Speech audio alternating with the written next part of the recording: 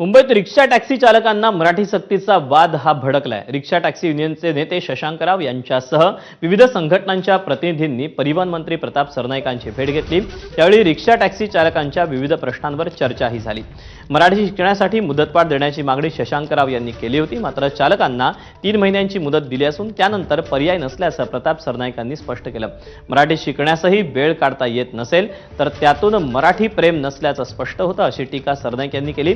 दरम्यान सरनाईक यांच्या भूमिकेला पाठिंबा असून चर्चेनंतर समाधान झाल्याचं शशांकराव यांनी सांगितलं। शशांकराव यांनी मागणी आता केली की 3 महिन्याची अजून मुदत वाढ द्यावी, परंतु तसं बघायला गेलं तर आम्ही 4 महिन्याची मुदत अजून द्यायला तयार आहोत।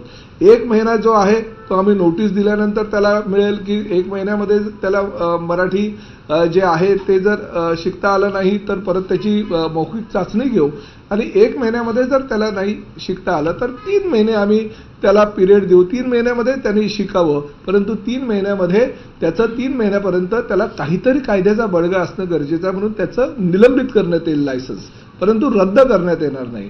सर्वात मोठी जी मागणी माझ्या निवेदनामध्ये होती, कारण सर्वीकडे हे होतं की सेंटर्स बंद झाले, की 15 ऑगस्ट नंतर आता सेंटर्सच म्हणजे जर शिकायचं असेल तर मी शिकायचं कुठे हा प्रश्न सर्वांकडे, आणि त्याच्यामुळे फार मोठ्या प्रमाणात पॅनिक हे झालं होतं। तर आता जे सेंटर्स आहेत ते ठरवले गेलेले आहेत, ते सेंटर्स सुरू होणार आहेत। प्लस आमच्या युनियनने ज्या सेंटर्स सुरू केले होते ते आता परत सुरू होतील आणि त्याचं प्रमाण सुद्धा वाढवलं जाईल। आणि उद्यापासून रिक्षा चालकांमध्ये मग हँडबिल्स असतील किंवा व्हॉट्सअपच्या सोशल मीडियाच्या माध्यमातून असतील, आपण ते जी ही पूर्ण इन्फॉर्मेशन आहे ती रिक्षा चालकाकडे पाठवू।